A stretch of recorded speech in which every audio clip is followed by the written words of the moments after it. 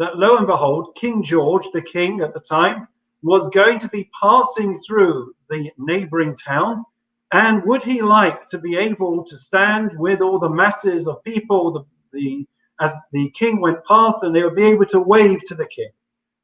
For the first time in weeks, he stopped crying, he smiled, and he said, I can't wait. Of course, little Beryl had a plan up his sleeve. The day came, and he stood behind the barricade with everyone else. Sure enough, the king comes past, and as the carriage of the king goes past and the king is waving, little Beryl manages to jump over the barricade, sneaks past the guards, and runs towards the carriage of the king. Everyone is surprised and shocked, and all of a sudden the guards, the security, manage to hoist him, grab him by both hands. The king notices the commotion of what's been going on, and he says, he signals to one of his guards and says, bring that boy over here. They bring little Beryl in front of him, and he says, listen, I don't understand. Clearly you've made great efforts to come towards me. What is it that you want? What do you want from me? So Beryl told his very sad story of the fact that he was a Jewish refugee. He'd been separated from his parents. His parents were in Germany. And he asked the king, he said, listen, if there's one thing I would want, I'm so sad, it's to be reunited with my parents. The king started chuckling. He said, listen, your parents are in Germany. We're at war with Germany. You're asking the impossible. The boy, Beryl, remained unfazed. He had the names of his parents written out, and he put it into the king's hand before he was taken away. That was the end of the story, or so Beryl thought. A month later at the orphanage, and there was a knock on the door. Carers opened the door, and they asked to see Beryl. Beryl comes forward, and as the door opens, lo and behold, he sees in front of his eyes his parents. He runs into their arms, crying with tears of joy. He cannot believe that his wish has come true and his parents have been reunited with him. And this story, which is a true story relating to King George, they say is very, very relevant when it comes to the High Holy Days, because we are told by our sages that the king, before Rosh Hashanah, the King of Kings, the Almighty, leaves the palace and he makes his way out to see his subjects, to see the Jewish people. He goes out to the field, he goes out to the villages, and he wants to see how we are all doing, how we are getting along. And therefore, Rosh Hashanah is our opportunity to, as it were, jump the barricades and to be able to speak face to face with the King of Kings and to ask him for anything and everything that we wish for: health, happiness, and success for us and our families. Without further ado, we are going to move on to hearing from David sing Yigdal. Yigdal, which of course has 13 stanzas and is the prayer that is recited by Ashkenazim at the beginning of the day and at the end of the day when we recite it. It is the prayer which reflects the 13 affirmations of faith, the 13 principles of faith of Maimonides, in which we are able to affirm what it means to be a Jew. And one of the highlights of that particular prayer is, of course, Echad ve'ein yachid. That very much encapsulates the whole idea of Rosh Hashanah. The idea that Echad, God is one, ve'ein yachid, there is nobody else. And in fact, I think that is the essence, friends, of what Rosh Hashanah is all about. It's very strange. We are meant to be involved in a process of repentance, teshuvah, forgiveness, and yet we don't mention really much about it. We don't focus our attention on it. It's all about God. It's all about coronating God as King, because it is only once we recognize who God is and we recognize his grandeur and how much we owe to him, that we are in a position to recognize how much we should be doing, how much we owe in terms of a debt of gratitude to him. He has given us everything. And once we are able to affirm our faith and trust in him, then we will be able to turn and recognize how much more we can and should be doing in our own lives. Yigdal David.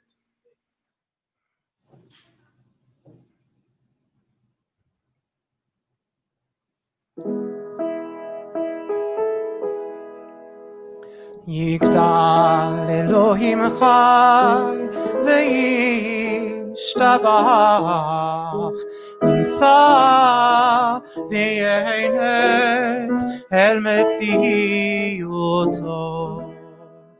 אחד ואין יחיד כייחודו, לעולם וגם אין סוף לאחדותו. ישלח לקץ ימין משיחנו,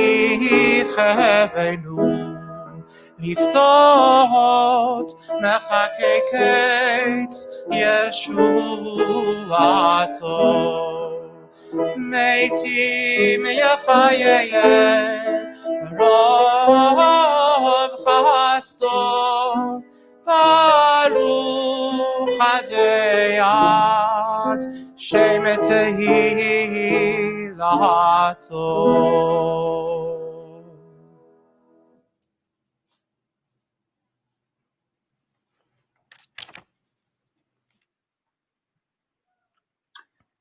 Thank you, David, for that beautiful, beautiful rendition. We now come to Unatana Tokef, the next choice of David, and certainly one of the highlights of the Rosh Hashanah and the Yom Kippur liturgy.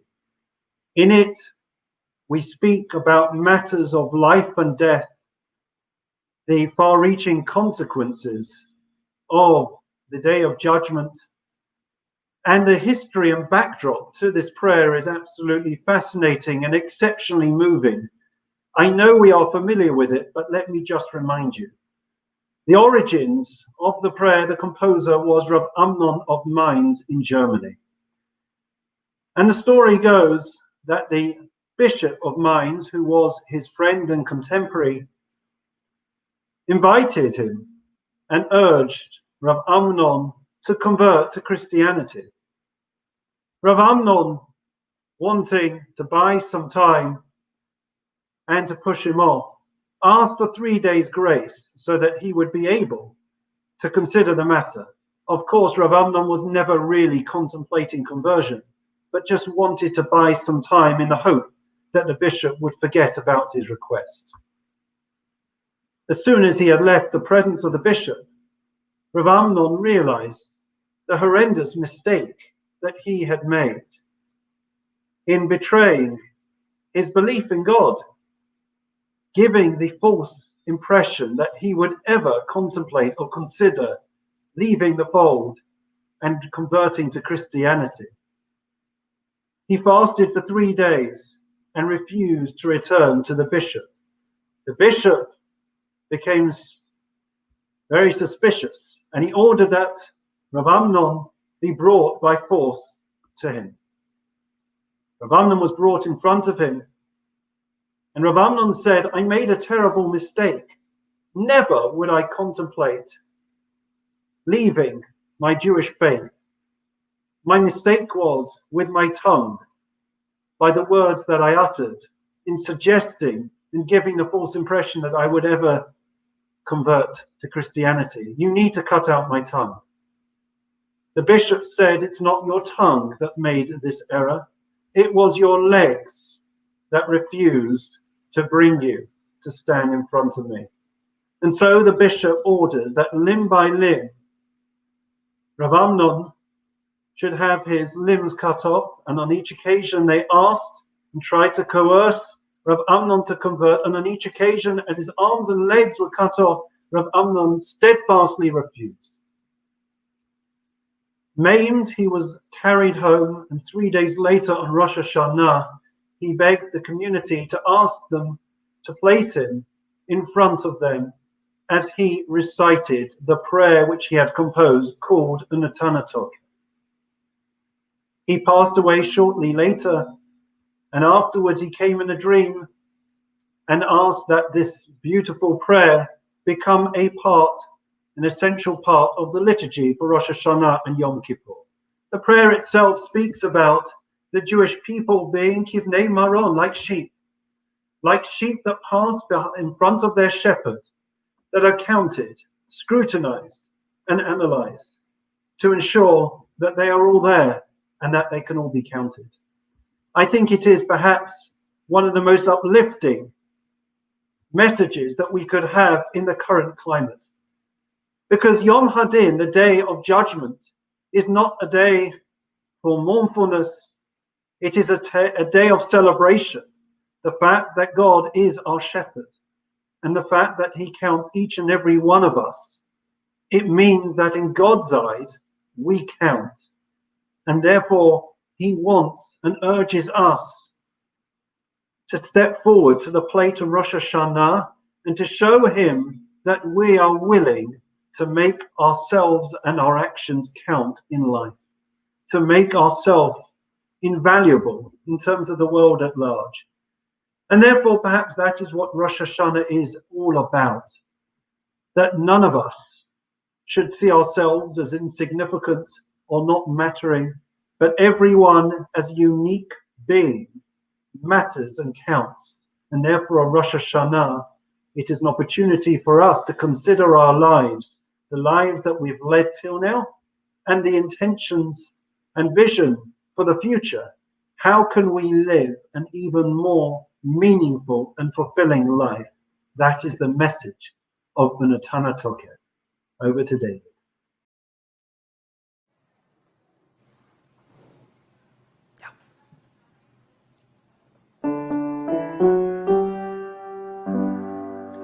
ובשופר גדול ייתקע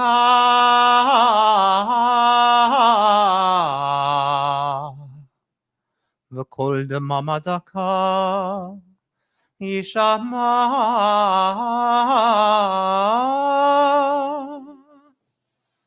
ומלאכים יחפזון וחיל ורדה יוחזון ויאמרו הנה יום הדין לבכות על צבא מרום בדין כי לא יזכו בעיניך בדין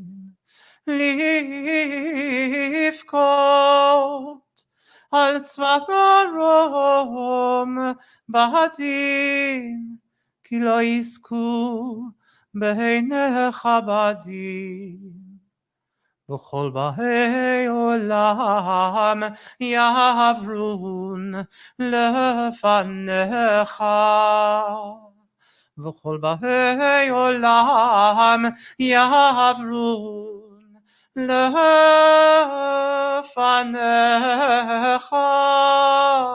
כי בני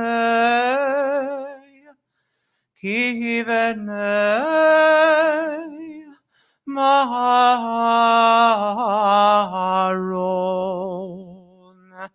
כבקרת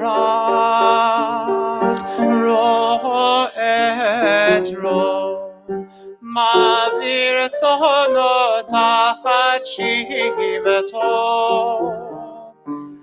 כבקרת רועה דרור מעביר צאנו תחת שבטו כן תעביר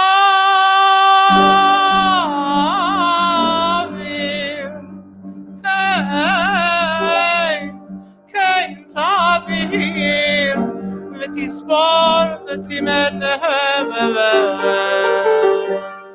ותפקוד נפש כל אחד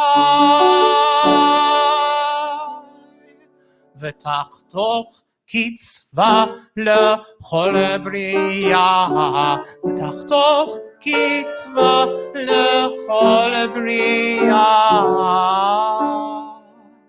ותכתוב Zar Dina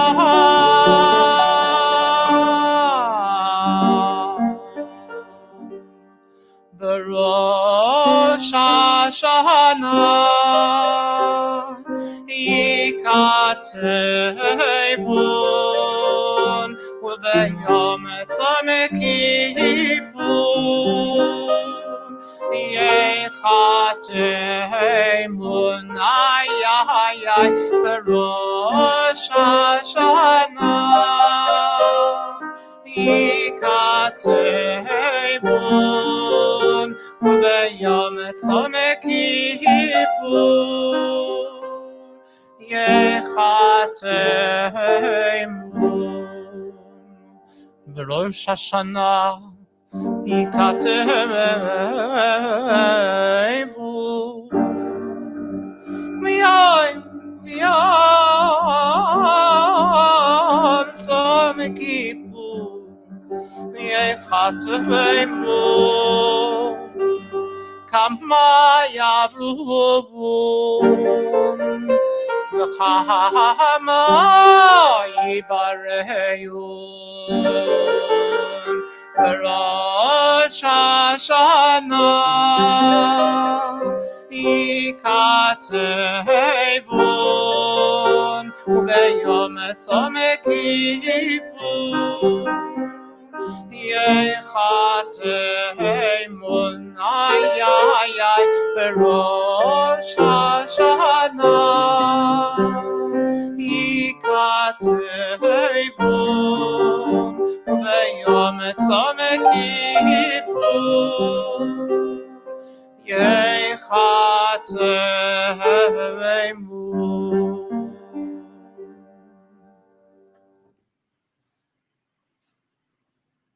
Thank you, David, for that exceptionally moving rendition.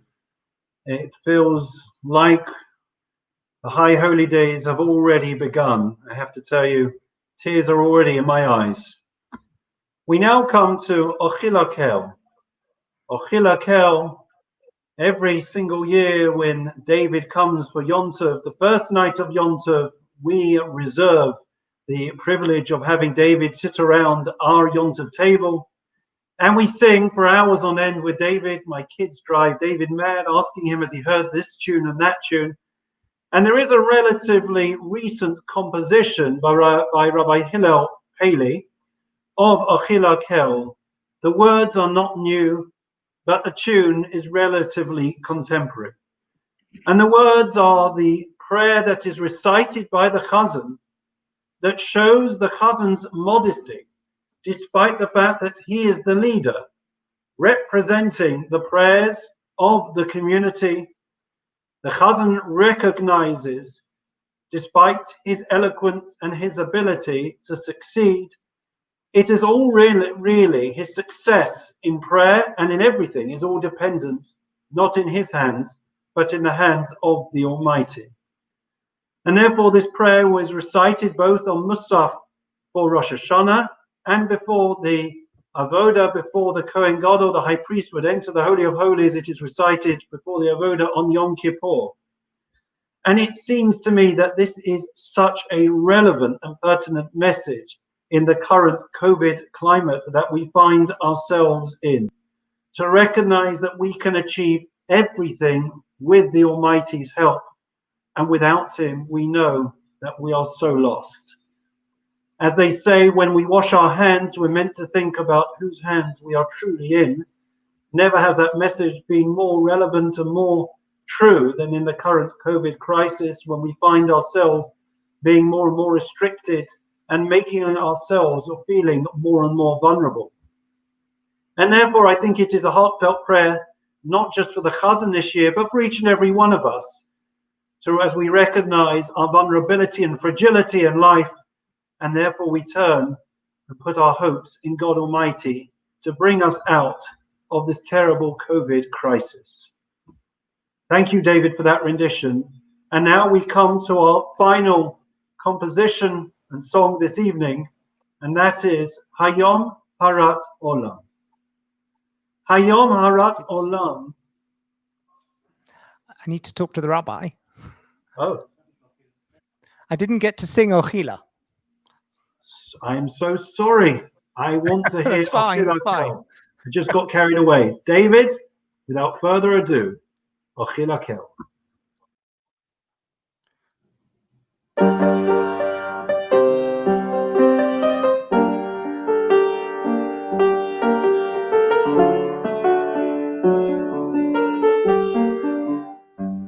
Ochila lahem, achal lefanav,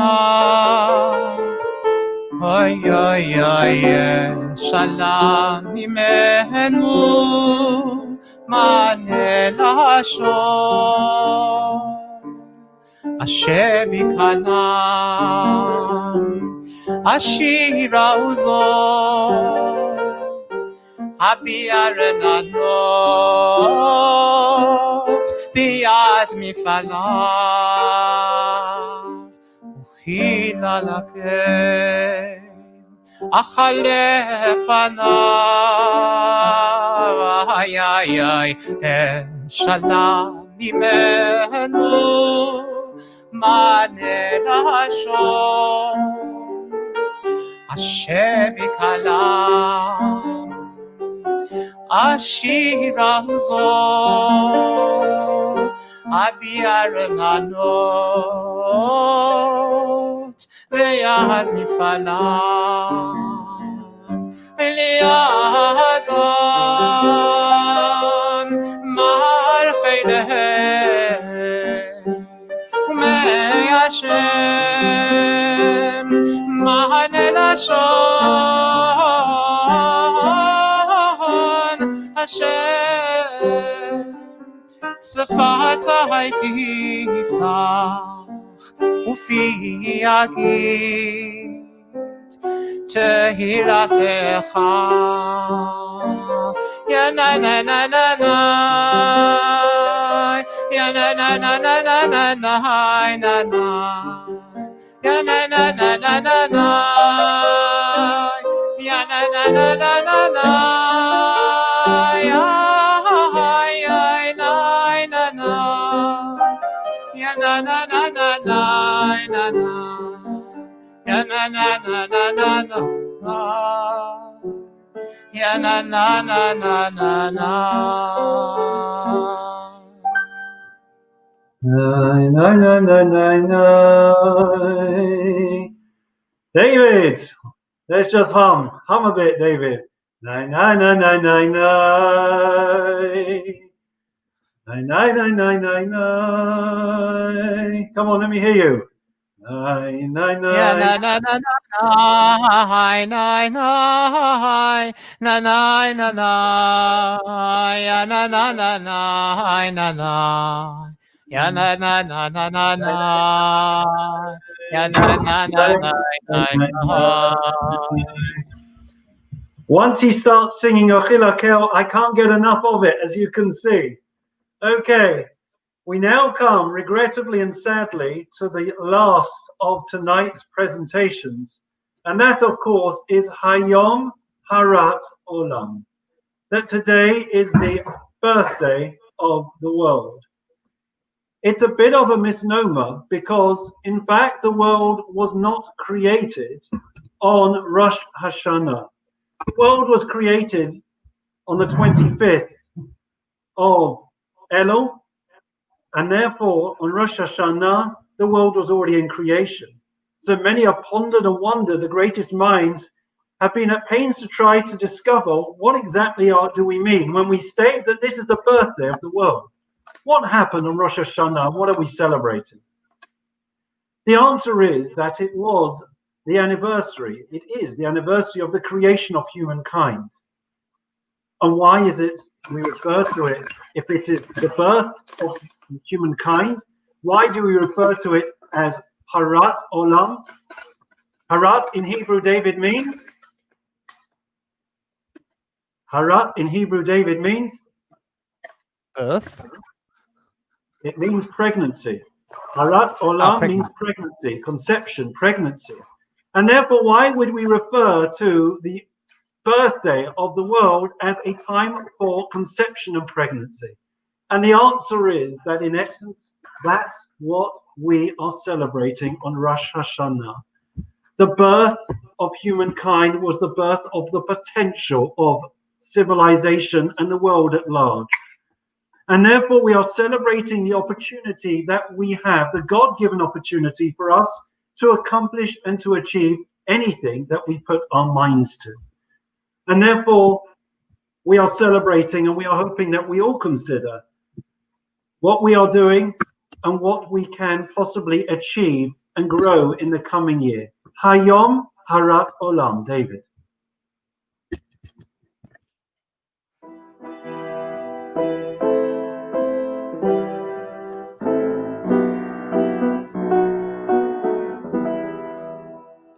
Hayom Harat Olam, Hayom Yamid Bamishpat, Kol Yitzurei Olamim, Im Kavanim, Im Kavadim. Im kavanim rachameinu krachem aval banim ve'im kavadim eineinu lecha teluyot עד שתעננו ותוציא האור משפטנו היום קדוש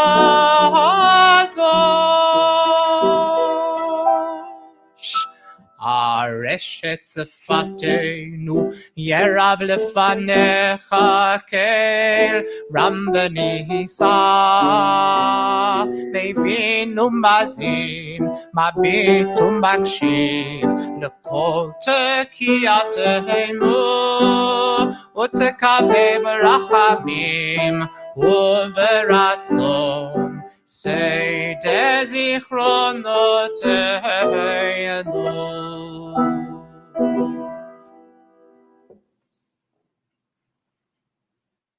As you can see, this is really, we are recording live. There's no editing of this. And as you can see, there are many surprises.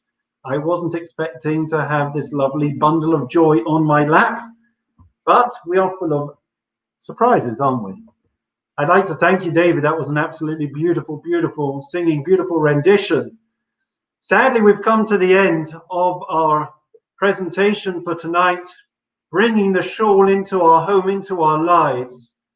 And I think as we conclude, it's worth me restating the obvious, but it is so important for us to remember it. I have had call upon call of many, many dear friends and members that are struggling, and it is to be expected. The way we thought Yom Tov was going to be was, at first, we would be in Shul. For many of us, Shul was taken away, and then we thought we would at least be able, some of us, to have garden minyanim or gather in small numbers in our gardens with friends, be able to have some type of service. That was taken away. Then we thought, at least minimally, we'd be able to be with a few members of the family, be able to have our nearest and dearest around us. And in many instances, that's been taken away. And therefore, I think the mood in the community and the community at large is that we are feeling rather rejected, rather upset, rather disappointed with where we are in terms of Rosh Hashanah in the next few days. It's hard here, it's hard all around the world. And in Israel, of course, they're going into lockdown before Rosh Hashanah. But I'd like us to bear in mind the following. There is always an upside, and we have to look at the positives. Rosh Hashanah, Rosh means, the word Rosh doesn't mean New Year. Rosh Hashanah means the head of the year. And the head, says Rav Shimshon Pinkus, is unique in terms of its capabilities as opposed to every other faculty and limb that we have in our body. Every other part of an anatomy has limitations. There is only so far I can throw with my arm. There is only so far I can kick with my foot. There is only so far I can project my voice. There is only so far I can see and so far I can hear. But when it comes to the mind, that is the one area that is simply impossible to limit it. The possibilities are infinite. And therefore we should recognize that is what Rosh Hashanah is all about. The sky is the limit, friends. We have to try to make sure we have the right mindset and therefore to focus on the positives. And therefore perhaps three of the positives that I take away from this period is firstly that I have a greater appreciation in three things. And maybe David's got some more that he wants to add on. Number one, social distancing has made me, and I'm sure all of us, value our relationships that bit more. Number two, the fact that with shielding of the vulnerable has had to be introduced has made us appreciate those parents, grandparents, and for the grandparents, the rest of the family that we're not able to spend time in close proximity with. And thirdly, perhaps the wearing of masks had made us, or made me, appreciate and value the smile and the ability to speak and to communicate and relate face to face with people. And therefore, perhaps these are three of many things that we will be able in our minds to see the positives in the long term. Of course, in the short term, it's going to be a challenging Yom Tov. You have your machzor, I hope, and if you don't, I'm happy to email you copies of the prayers. And whatever you say, a heartfelt prayer said, will be received by the Almighty. So we all have to do the very best that we possibly can to make this a Yom Tov. The Almighty knows more than anyone the challenges and ordeals that we are going through. And if we try our best and we share and pray, even in English, with our hearts, I am sure that those prayers will reach the heavens, burst through the gates of prayer, and please God will be answered. May we all be written in the book of health and happiness. And I hand over to David to wish everyone a Chag Sameach. David, concluding thoughts or greeting?